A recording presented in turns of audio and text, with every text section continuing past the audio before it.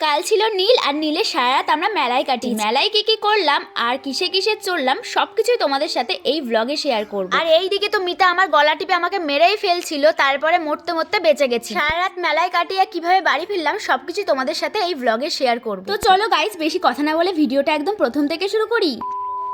অন্যান্য বছর আমি যেহেতু সন্ন্যাস করি তাই নিয়ম করার জন্য জলেশ্বরী কিন্তু আসতেই হতো, কিন্তু এবছর করিনি, সেই জন্য আমার না আসলে হতো। তারপরে ভাবলাম যে মেলায় তো আসাই যায়, তাই আর বেশি না ভেবে আমিও রেডি হয়ে ফুলকিদের সাথে মেলায় চলে এসেছি। মেলায় আসার কোনো রকম সুযোগই আমি মিস করতে চাই না। আর আজকের দিনে যারা মেলায় আসে, মানে যারা সন্ন্যাসী আর কি, তারা তো মেলা ঘুরে সেই শান্তি পায়। সারা রাত ধরে মেলায় ঘুরবে, মজা করবে, ওটা খাবে।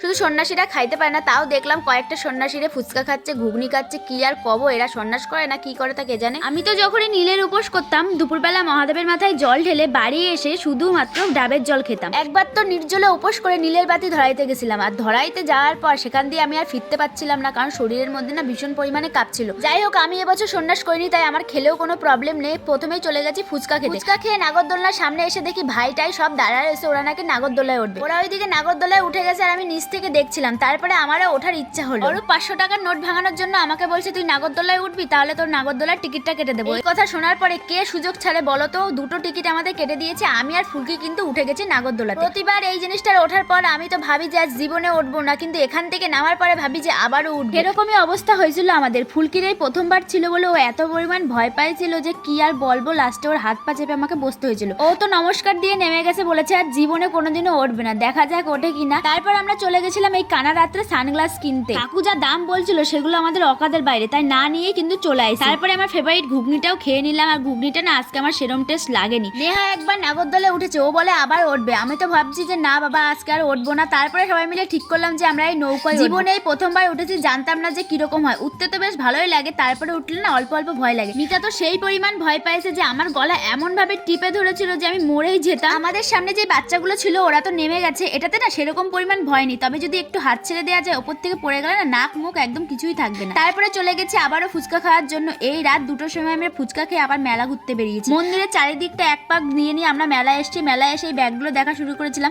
এই ব্যাগগুলো বেশ কিউট লাগছিল, কিন্তু আমরা নিইনি। সারা রাত মেলায় ঘুরে আমাদের কষ্ট হয়ে গেছিল। তারপরে আমরা যেখানে বসেছিলাম ওখানে গিয়ে একটু শুয়ে শুয়ে ফোন ঘাটছিলাম। ফোন ঘাটতে ঘাটতে দেখছি যে সকাল হয়ে গেছে। ঠাম্মারা যেহেতু সন্ন্যাস করেছিল ওই জন্য ওরা নিরামিষ খাবে বলে ছোলা সিদ্ধ, আলু সিদ্ধ এগুলো বাড়ি থেকে করে নিয়ে গেছে। তো সেইগুলো দিয়ে বানিয়েছিল ছোলা মাখা, সেইগুলোই আমরা সবাই মিলে খেয়ে নিলাম। আমাদের খাওয়া দাওয়া শেষ হওয়ার পর যখন আমরা বাড়ি ফিরছি তখন দেখি ভূতেদের খেতে দিতে যাচ্ছে। নীল পুজো আর জল ঢালতে এত পরিমাণ লেট হয়ে গেছিল যে সবকিছু লেট হয়ে গেছে, আর অনেকটা সকাল হয়ে গেছে। রাস্তাতে এক গাদা টোটো অটো থাকা সত্ত্বেও আমাদের কেউ নিচ্ছিল না। তারপরে দেখি একটা দল যাচ্ছিল এরকম গাড়িতে করে, তো ওরা দেখি নিজেরাই আমাদেরকে বললো ওদের সাথে যাওয়ার জন্য, তাই ওদের সাথে কিন্তু গাড়ি করে চলে এলাম।